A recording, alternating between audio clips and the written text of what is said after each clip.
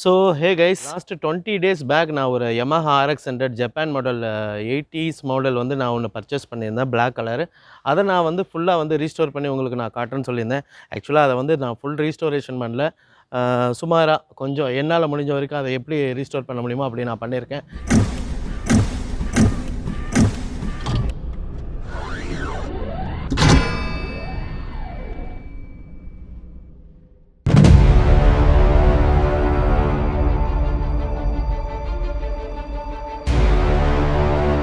வண்டி ரொம்ப நல்லா வந்திருக்கு.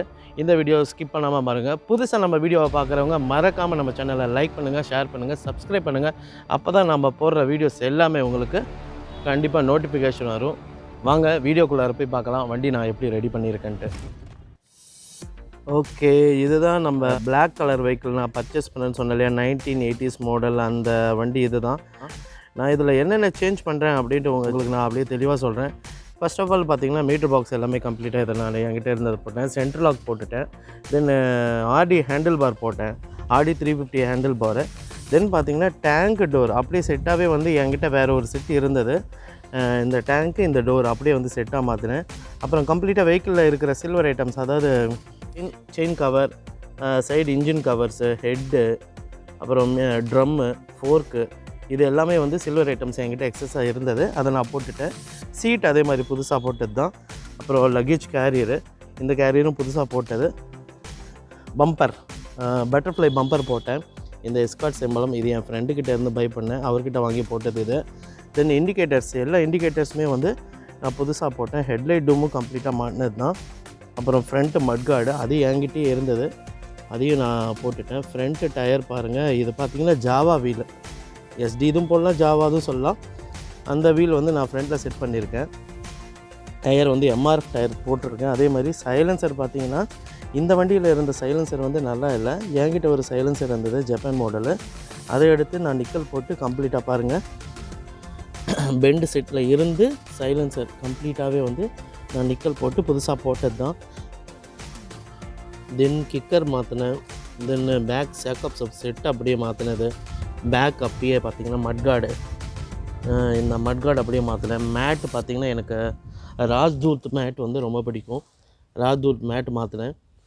சேம் அதே மாதிரி பார்த்திங்கன்னா பேக் சைடும் டயர் வந்து எனக்கு பிடிச்ச மாதிரி நான் போட்டிக்கிட்டேன். இவ்வளோ தான் நான் வந்து வண்டிக்கு ஃபுல்லாக இப்போ செலவு செஞ்சது. பேக் சைடு பார்த்திங்கன்னா நம்பரோடு இருக்குது, ஆனால் நம்ம மக்கள் வந்து நம்பரை வச்சு என்னென்னமோ செய்கிறாங்க. அதனால் நான் உங்களுக்கு பேக் சைடு வந்து நம்பரோடு காட்டல. வண்டி சீரியல் பார்த்திங்கன்னா சேலம் வெஹிக்கிள் தான். சீரியல் வேணால் நான் உங்களுக்கு காட்டுறேன். வெஹிக்கிளோட சீரியல் பார்த்திங்கன்னா டிஏஎஸ் மாடல் நான் எடுத்திருக்கேன். ஆக்சுவலாக பார்த்திங்கன்னா டிஏஎஸ் அப்படிங்கிறது சேலம் வெஹிக்கிள் தான். 1987 மாடலு. ஏன்னா நிறைய பேர் 1980s அப்படின்னு நம்ம சொல்கிறாங்க. 1980ஸ்னாவே பார்த்திங்கன்னா 1985லேருந்து 89லேருந்து வந்த மாடல் தான்.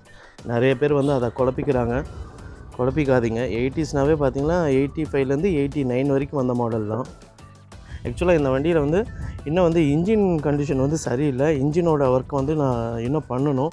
ஸ்டார்ட் பண்ணி காட்டுறேன் பாருங்கள்.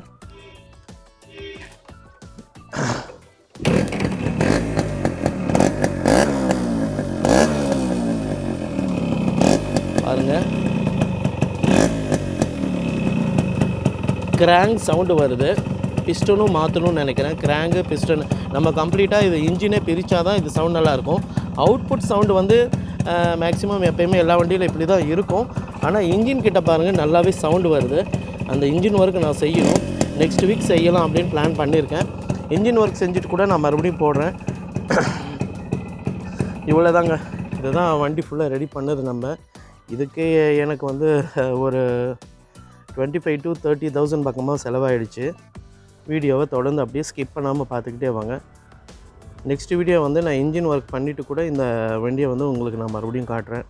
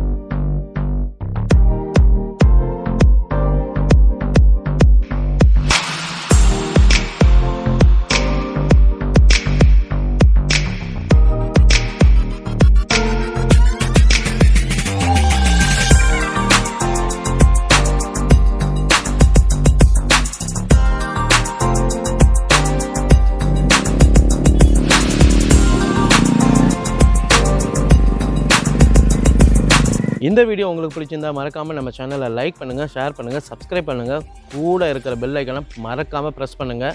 அப்புறம் என்ன நீங்கள் காண்டாக்ட் பண்ணணும் அப்படின்னா என்னோடய இன்ஸ்டாவை ஃபாலோ பண்ணுங்கள். என்னோடய இன்ஸ்டாவும் rxdesignmaker தான். கண்டிப்பாக நான் உங்களை வந்து காண்டாக்ட் பண்ணுவேன். மறக்காமல் கமெண்ட் பண்ணுங்கள். உங்களோட கமெண்ட்டுக்கு நான் கண்டிப்பாக ரிப்ளை பண்ணுவேன். உங்களுக்கு எந்த ஒரு RX டவுட் இருந்தாலும் என்னை காண்டாக்ட் பண்ணுங்கள். Okay, still bye from Satish, Rxdesignmaker. Bye.